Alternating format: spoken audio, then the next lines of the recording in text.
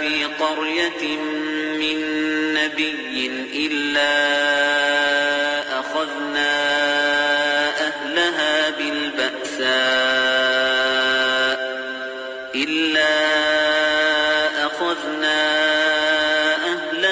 بالبأساء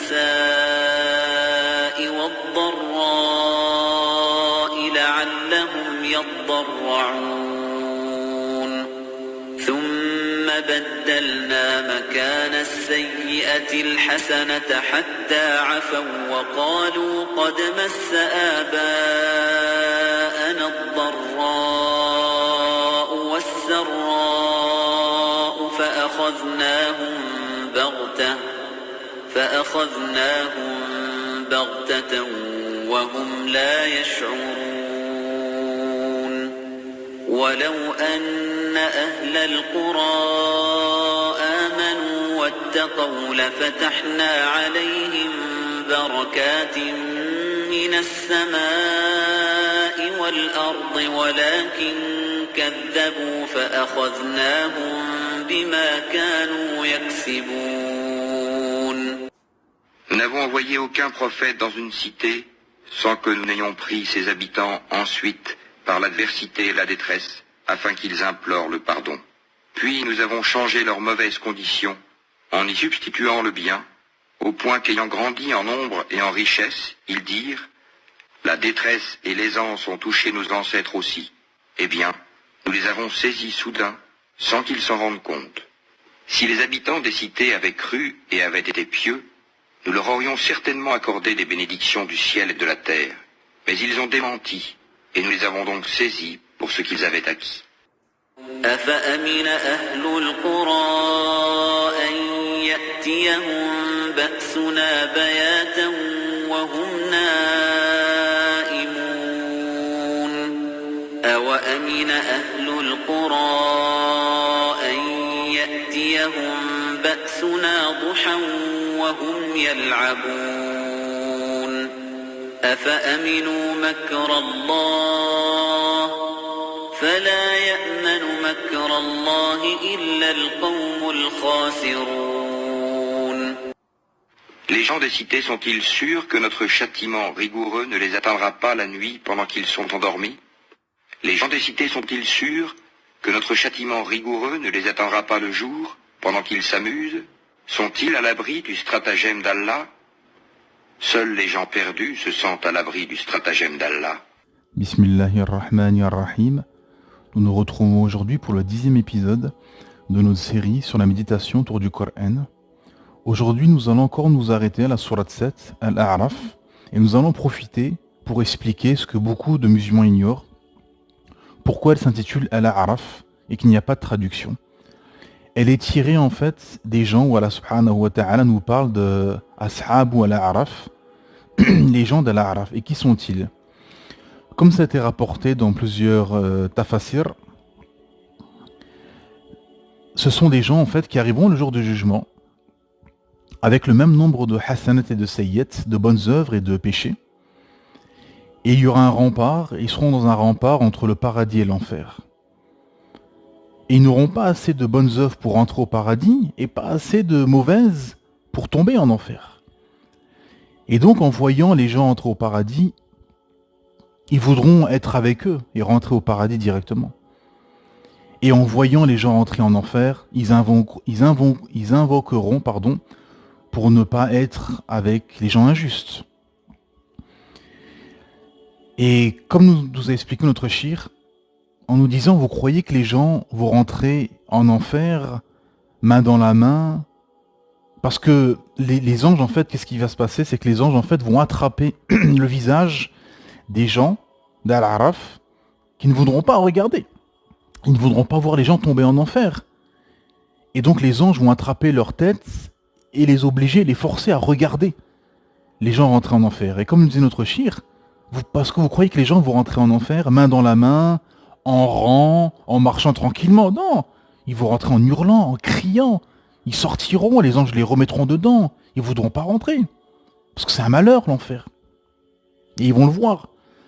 Et les gens d'Al-A'raf, en voyant ça, ils ne voudront pas rentrer, ils auront encore plus peur. et ce sera affreux. Ils devront voir ça malgré tout, ils devront voir les gens entrer en enfer. Et ils verront ce malheur, les gens crier, hurler. C'est pour ça que ça nous incite justement à craindre Allah subhanahu wa ta'ala et à négliger aucune bonne œuvre pour ne pas se retrouver dans cette situation où on est pile poil entre les bonnes et les mauvaises œuvres. Donc ne rien négliger dans sa vie de tous les jours. Le moindre atome de bonnes œuvres, profitez pour le faire. Voilà, c'était une intro pour expliquer pourquoi elle s'appelle Al-A'raf. Alhamdulillah. Et donc l'épisode, et c'est un peu en continuité, et ça va être un prolongement de l'épisode du jour justement. Les séismes, les tsunamis, les pandémies, les tyrans, pourquoi ? Pourquoi en effet ?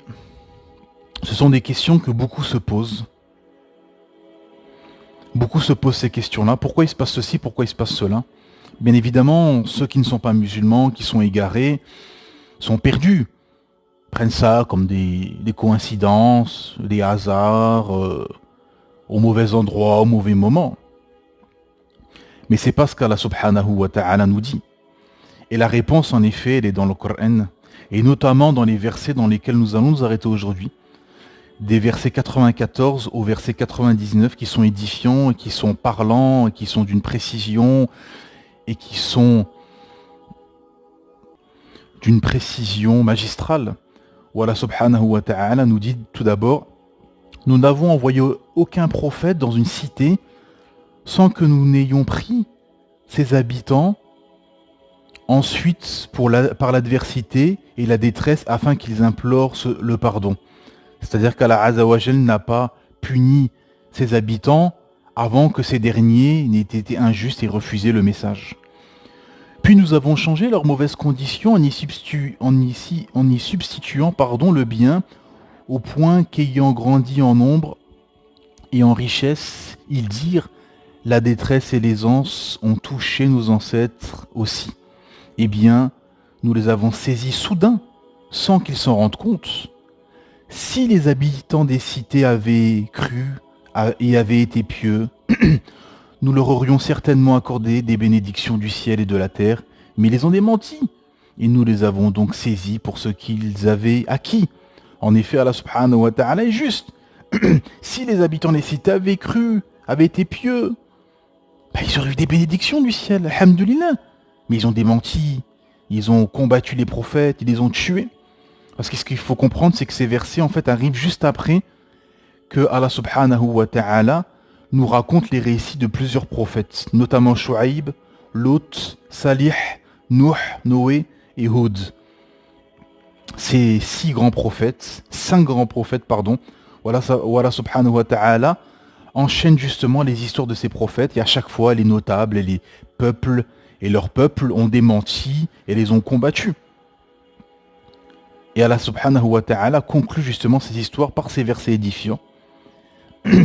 Et les 3 versets suivants, magistraux, extraordinaires, où Allah Azza wa Jal au verset 97, 98 et 99 nous dit: les gens des cités sont-ils sûrs que notre châtiment rigoureux ne les atteindra pas la nuit pendant qu'ils sont endormis? Les gens des cités sont-ils sûrs que notre châtiment rigoureux ne les atteindra pas le jour pendant qu'ils s'amusent? Sont-ils à l'abri du stratagème d'Allah? Seuls les gens perdus se sentent à l'abri du stratagème d'Allah. Allahu Akbar. En effet, tout ce qui arrive au peuple, au pays, aux États, aux gens finalement, sont seulement dus à leur péché, à leur désobéissance et à leur combat du message divin. En effet, les peuplades passées ont été punis et châtiés car ils ont refusé le message. Et ils se sont enorgueillis et ont plongé dans leur mécréance et dans leur perversion et dans leur mal. Et comme autrefois, aujourd'hui, les injustes, les pervers, les mécréants subissent les méfaits de leurs actions et du refus de se soumettre au Seigneur de l'univers et au message d'Allah subhanahu wa ta'ala. Et des gens qui transmettent le message. En effet, aujourd'hui, il n'y a plus de prophètes. Mais il y a, comme Rasulullah sallallahu alayhi wa sallam nous a dit dans un hadith, que les prophètes n'ont pas laissé des dirhams et des dinars en héritage, mais ont laissé al-ulama, ont laissé des savants. On laissait les savants, il y aura toujours des savants en tout temps, qui seront des arguments contre les gens du faux, les mécréants, les malades du cœur et les gens des passions, en effet. Et ceux qui transmettent, qui ordonnent le convenable, blâment le blâmable, et transmettent le message d'Allah subhanahu wa ta'ala, comme nous a ordonné le prophète Mohammed sallallahu alayhi wa sallam, sont moqués par beaucoup, sont dénigrés. Et quand la punition arrive, des tremblements de terre, des tsunamis, des séismes, des virus, des pandémies, des dirigeants incompétents ou tyrans, les gens s'étonnent. Comment ça se fait? Comment ça se fait? Comme nous expliquent les savants, toutes ces catastrophes sont dues au péché des gens. En effet, les tremblements de terre, les séismes, les virus, les maladies, etc. sont dus au péché et aux désobéissances des gens. Comme les savants l'ont relaté, l'ont expliqué en long et en large. En effet, quand vous constatez où ont eu lieu les inondations, les tsunamis, les tremblements de terre, ainsi de suite, vous constatez que ces endroits sont touchés par l'égarement, par les perversions, par le shirk, par la sorcellerie, par les dépôts qui ne sont pas respectés, par les perversions qui se propagent, par les tentations qui sont autorisées, par les héritages qui ne sont pas respectés, le fort opprime le faible, les injustices, ainsi de suite. Et comme disaient les Salaf Salih, lorsqu'arrivait un séisme, un tremblement de terre ou que sais-je, ils sermonnaient les uns et les autres de se repentir. Repentez-vous à votre Créateur Allah Ta'ala, craignez-le. Arrêtez vos désobéissances. Réformez-vous. Car nous sommes tous dans le même bateau, vertueux et pervers. Nous sommes tous, croyants ou incroyants, vertueux ou pervers, sur cette même terre. Et en effet, comme d'un côté les vertueux peuvent être une cause de préservation de l'endroit, du quartier, du secteur ou du pays dans lequel nous vivons, et comme à l'inverse, les pervers de ces endroits peuvent être la cause de l'anéantissement de ce dernier, de cet endroit. Pour cela, et c'est pour cela que c'est d'une importance cruciale en tant que musulman, d'autoriser le convenable et de blâmer le blâmable. Car sinon, on sera tous châtiés. En effet, il y a une histoire édifiante qui a été rapportée, où un ange a été envoyé dans une cité pour la châtier, et l'ange a vu quelque chose qui l'a fait revenir chez Allah subhanahu wa ta'ala. Et l'ange a dit à Allah azza wa jal que dans cette cité, il y avait un abid, il y avait un ascète, un adorateur d'Allah subhanahu wa ta'ala, au milieu de tous ces pervers. Et, en effet, il lui a été ordonné de commencer par lui. Pourquoi? Parce qu'Allah subhanahu wa ta'ala a dit à l'ange qu'il a vu la société se pervertir, s'égarer, et ça n'a pas bougé son cœur. Ça ne l'a pas dérangé. Et ceci nous montre, et d'autres ici comme ceci, qui vont dans le même sens, nous démontrent que le fait de rien dire, de baisser les yeux devant les perversions, devant l'égarement de nos proches, devant les perversions et les désobéissances de nos proches et des uns et des autres, peut être une cause d'être châtié aussi, et même d'être le premier à être châtié, car tu sais la révélation. Tu sais que tes proches s'égarent, se perdent dans les passions, les désirs et les désobéissances, et tu ne dis rien, et tu baisses les yeux. C'est pour ça que certains savants disent que l'autorisation du convenable et le blâmable et le blâmable du blâme serait un sixième pilier, et que s'il y aurait un sixième pilier, ça aurait été celui-ci, d'autoriser le convenable et de blâmer le blâmable. Et sans être pessimiste, mais plutôt réaliste, ceci va s'accentuer, mes frères et sœurs. Toutes ces punitions, ces catastrophes vont s'accentuer, comme ça a été rapporté dans le hadith de Abu Huraira. En effet, parmi les signes de la fin, la science sera ôtée, les tremblements de terre se multiplieront, ainsi que les troubles et les tentations. En effet, les tremblements de terre font partie des signes de la fin. Et c'est pour ça qu'on en voit régulièrement et de plus en plus. Et quand vous regardez la vie des gens, mes frères et sœurs, parce qu'il faut être réel et réaliste justement sur et faire un constat froid et réel sur la situation des gens et la vie des uns et des autres. Quand vous regardez ce qui occupe la vie des gens, la vie des masses, et ce qui cartonne en termes d'audience, en termes de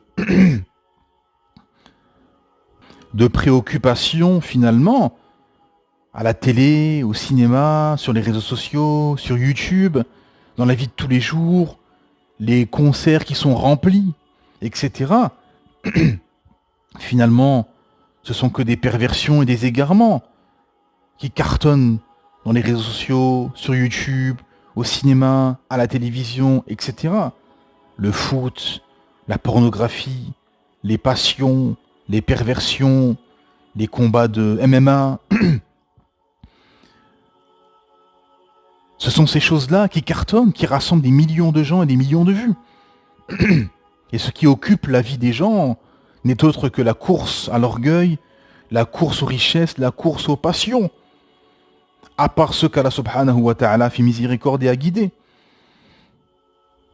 Car les masses, finalement, avec la pluie des élites malveillantes, se sont éloignées au fil du temps du message divin, se sont crus finalement dans un paradis sur terre, se sont perdus et noyés dans les passions, les plaisirs, les désirs, et se sont éloignés du message de notre Créateur Allah subhanahu wa ta'ala, se sont éloignés du vrai paradis qui nous attend, du chemin qui mène à ce vrai paradis chez notre Créateur Allah subhanahu wa ta'ala, et se sont éloignés du jour du jugement et ont oublié le jour des comptes et ont surtout oublié qu'il y avait l'enfer,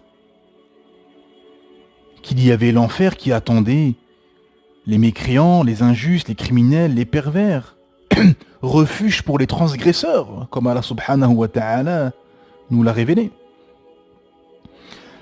Car les gens se sont perdus et noyés dans tout ceci, car ils se sont sécularisés. Ils ont été sécularisés dans leur esprit et ils se sont sécularisés dans leur vie.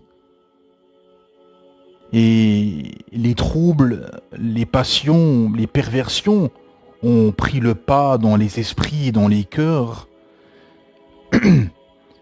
Et ces cœurs sont devenus au fil du temps vides de guider,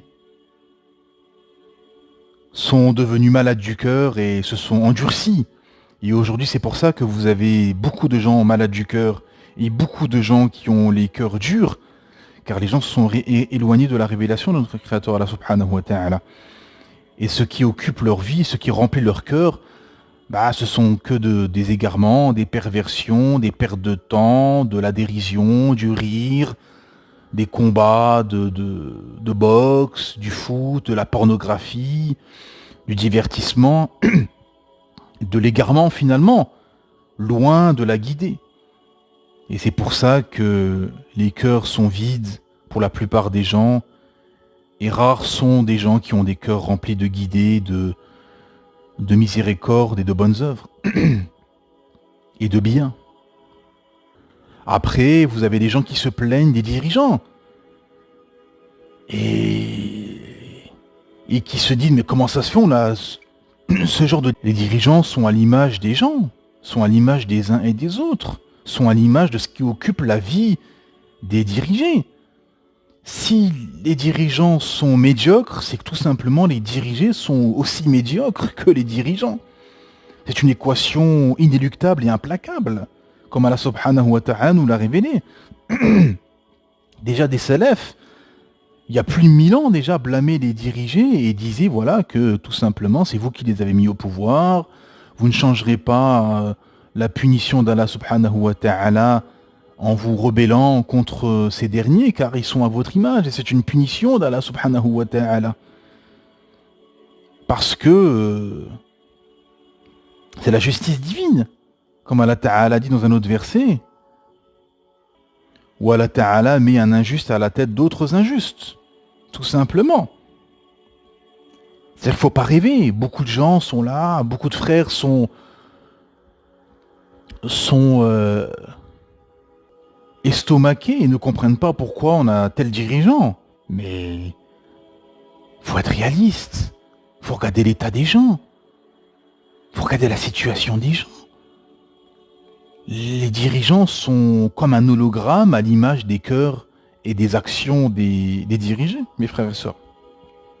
Comme ce qu'on voit par exemple dans les banlieues françaises, par exemple, où tous ces jeunes voyous et racailles passent leur vie entre trafic, vol, meurtre, règlement de compte, dérangent le voisinage, refus d'obtempérer, font du grabuge, et quand les malheurs arrivent,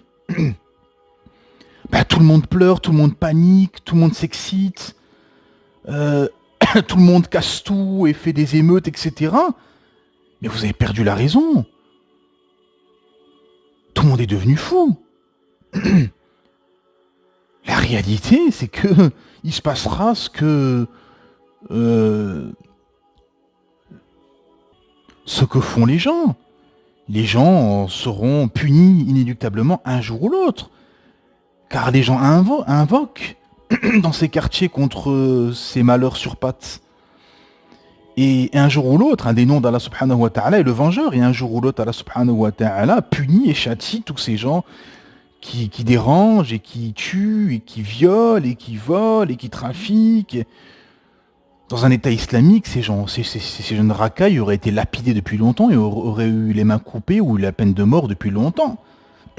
Faut se réveiller à un moment donné, sortir de ce monde de bisounours et de cette mentalité gauchiste, etc. Ou quand le gamin il refuse d'obtempérer pour la 40e fois et qu'il lui arrive quelque chose et les gens viennent pleurer.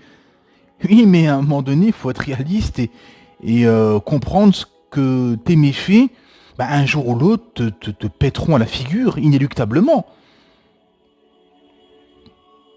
Et en effet, Allah subhanahu wa ta'ala est juste. Tu ne peux pas vivre une vie de débauche, de perversion, de désobéissance, de trafic, de voyous, de délinquants, sans avoir les conséquences derrière. Donc ces parents qui ont des enfants comme ceci, ça ne sert à rien d'aller pleurer ensuite dans la rue, une fois que ton fils est mort. Ça ne sert à rien. C'est en amont qu'il faut prévenir et guérir avant qu'il se passe ceci, parce que c'est inéluctable. Ceci va être la conséquence de tout ce que ces jeunes ont fait. Pourquoi ? Parce que Allah Ta'ala nous dit, si les habitants des cités avaient cru et avaient été pieux, nous leur aurons certes accordé des bénédictions du ciel et de la terre, mais ils ont démenti. Et nous les avons donc saisis pour ce qu'ils avaient acquis. Les gens des cités sont-ils sûrs que notre châtiment rigoureux ne les atteindra pas la nuit pendant qu'ils sont endormis ? Les gens des cités sont-ils sûrs que notre châtiment rigoureux ne les atteindra pas le jour pendant qu'ils s'amusent ? Sont-ils à l'abri du stratagème d'Allah ? Seuls les gens perdus se sentent à l'abri du stratagème d'Allah. En effet, les gens clairvoyants comprennent et font le lien entre leurs problèmes et leurs péchés, entre leurs problèmes et leurs épreuves et leurs punitions et les péchés. Parce que si tu ne fais pas le lien entre tes péchés et les épreuves et les punitions, tu vas rien comprendre en fait. Et tu vas pas te réformer. Tout simplement. C'est ça la sagesse. Et c'est ça la clairvoyance et la science.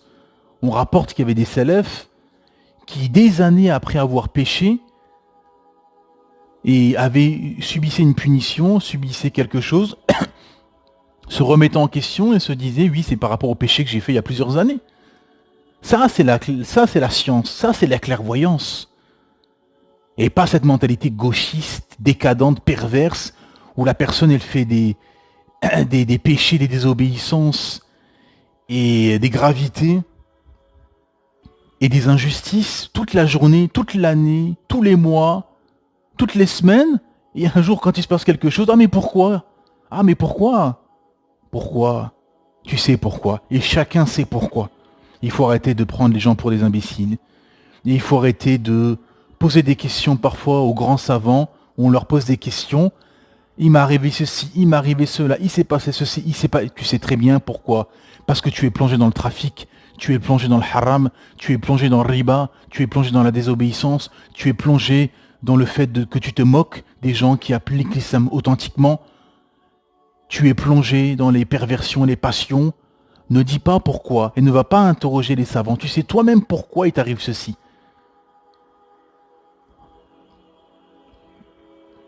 Et craignez Allah subhanahu wa ta'ala et invoquez le pardon pour vos péchés et réformez-vous.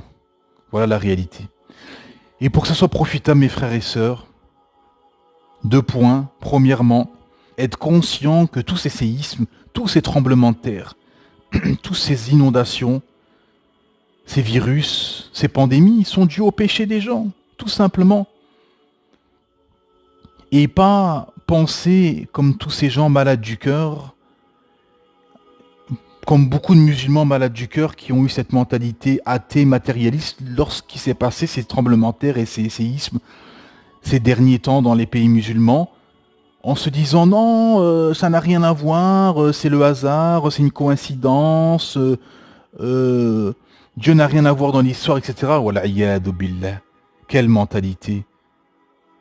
Et ça, c'est une mentalité athée, gauchiste, matérialiste. Alors que le musulman sincère, spirituel, il ramène tout au péché des gens et aux actes des gens. Et en effet, comme les savants l'ont rapporté, l'ont expliqué en long, en large, contemporains et anciens, c'est que tout simplement, tout ceci vient des péchés des gens. Et ce sont des châtiments divins pour réformer les gens. Et pour revenir à Allah subhanahu wa ta'ala. Même les chrétiens qui étaient égarés, quand l'église dominait, quand la majorité des gens en Europe étaient chrétiens, même eux qui étaient égarés et plongés dans le shirk, voyaient tout de suite les pandémies, les pestes qui sont beaucoup apparues en Europe au Moyen-Âge. Quand les pestes arrivaient, ils voyaient tout de suite cela, un châtiment divin. Et les prêtres incitaient les gens à craindre Dieu et à revenir et à arrêter les péchés. Parce que c'est une équation logique pour tout religieux. On le sait très bien. Pourquoi? Tout religieux vous dira ceci, que tout ce qui se passe sont des châtiments divins. Ces tremblements de terre, ces séismes, et ainsi de suite.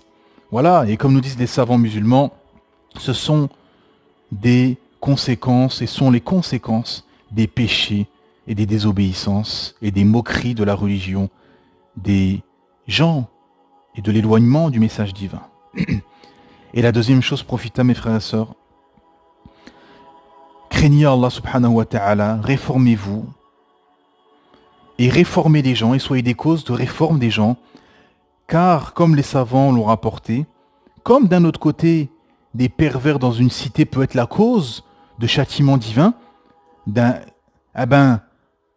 comme d'un autre côté, les vertueux, les pieux et les gens qui craignent Allah et qui réforment peuvent être justement des causes de préservation de ces endroits. Mais il faut faire cet effort de craindre Allah, de se réformer et d'autoriser le convenable, blâmer le blâmable et d'être une cause de réforme, tout simplement, et de craindre Allah subhanahu wa ta'ala. Voilà mes frères et sœurs. Qu'Allah nous facilite, qu'Allah nous guide, qu'Allah nous épargne et qu'Allah fasse en sorte qu'on se réforme et qu'on soit des causes de réforme des sociétés. Assalamu alaikum wa rahmatullahi wa barakatuh. Que la paix soit sur vous, ainsi que la miséricorde et la bénédiction.